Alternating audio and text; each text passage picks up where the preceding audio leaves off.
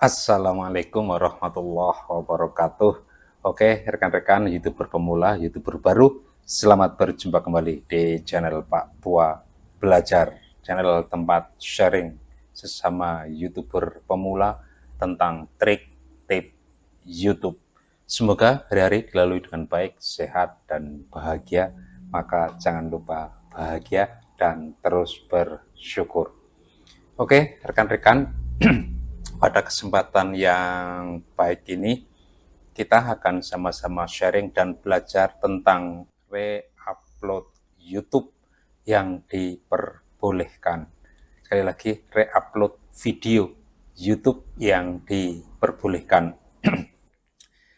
Sebelumnya, di video Pak Tua Belajar, sudah sharing, sudah mengupload tentang tip, trik kita membuat konten re-upload.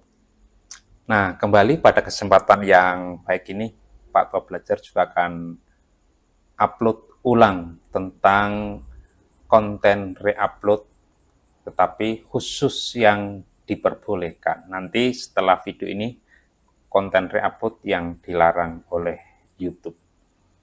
Rekan-rekan, Pak Tua Belajar punya pengalaman tentang re-upload, tentang video re-upload, yang meskipun subscribernya cukup, yang meskipun jam tayangnya cukup, ketika diajukan untuk monetisasi, untuk mengikuti program partner YouTube, ternyata ditolak. Tidak bisa mengikuti program partner YouTube dengan alasan konten re-upload. Nah, di dalam penolakan itu kemudian Pak Tua mendapatkan kiriman balasan seperti yang ini. Coba perhatikan. Itu rekan-rekan. Jadi perhatikan, ketika kita membuat konten re-upload, maka memang kemungkinan besarnya akan ditolak untuk mengikuti program partner YouTube. Meskipun begitu, tidak serta-merta tidak ada kesempatan. Tetap ada kesempatan.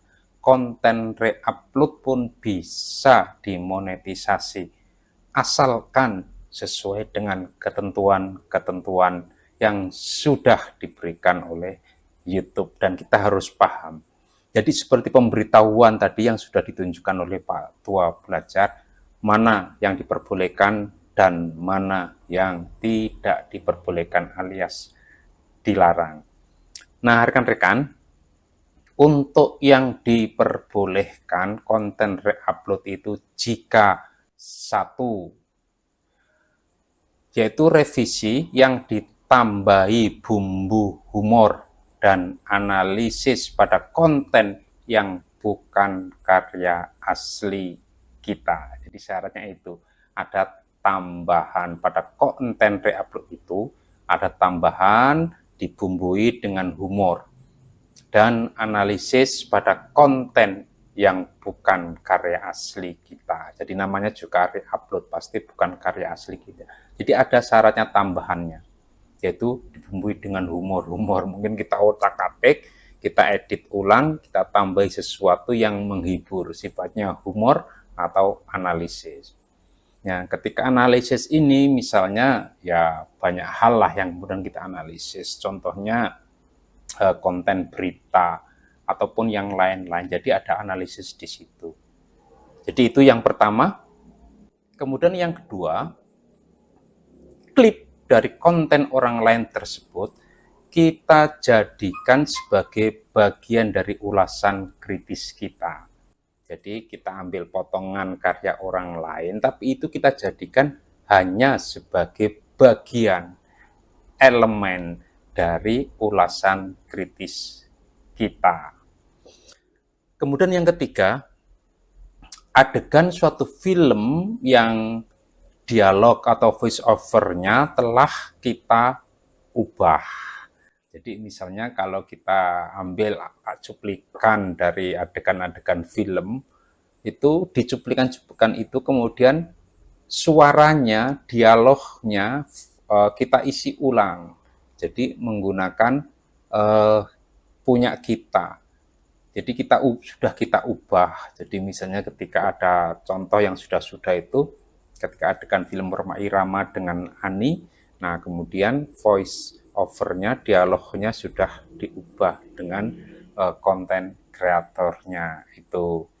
Kemudian yang keempat, rekan-rekan, ketika konten kita berupa olahraga, misalnya sepak bola, jadi pemutaran ulang tentang turnamen olahraga yang berisi penjelasan kita seputar tindakan kompetitor demi meraih kemenangan atau yang mengakibatkan kekalahan.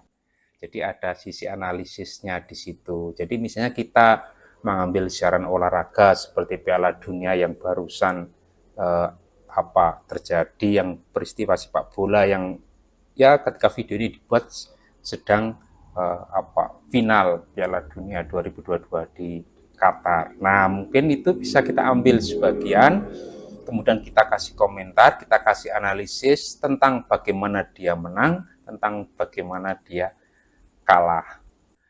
Kemudian yang kelima, rekan-rekan, berupa video reaksi.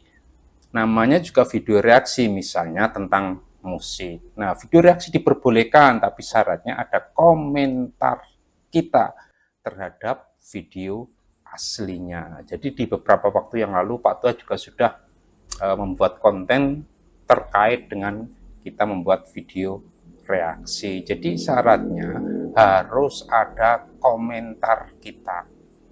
Di video yang sudah Pak Tua upload itu, kita potong. Jadi setiap maksimal 30 detik, ada yang mengatakan 10 detik, ada yang mengatakan 20 detik.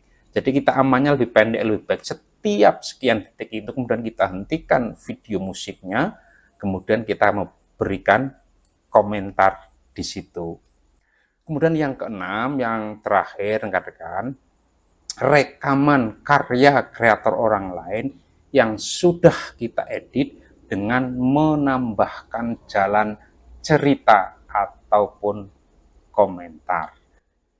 Itu rekan-rekan 6 hal yang diperbolehkan oleh YouTube ketika kita membuat konten re-upload. Jadi satu, ada revisi yang dibumbui humor dan analisa, kemudian klik konten orang lain sebagai bagian dari ulasan kritis kita, kemudian adegan suatu film yang dialognya kita rubah, kemudian yang keempat, video reaksi berisi komentar kita terhadap video aslinya, kemudian yang terakhir rekaman karya kreator orang lain yang sudah kita edit dengan menambahkan jalan cerita atau komentar. Dengan begitu, maka konten re-upload rekan-rekan sesuai dengan ketentuan YouTube dan kemungkinan diterima untuk mengikuti program partner YouTube atau dimonetisasi bisa. Jika bertolak belakang dengan ketentuan ini, maka sangat besar ditolak. Oke, rekan-rekan, semoga bermanfaat dan jangan lupa untuk terus berusaha maksimal membuat konten-konten kreatif, konten-konten bermanfaat, dan konten-konten yang berguna. Terima kasih atas perhatiannya. Dukung channel Pak Tua Belajar. Wassalamualaikum warahmatullahi wabarakatuh.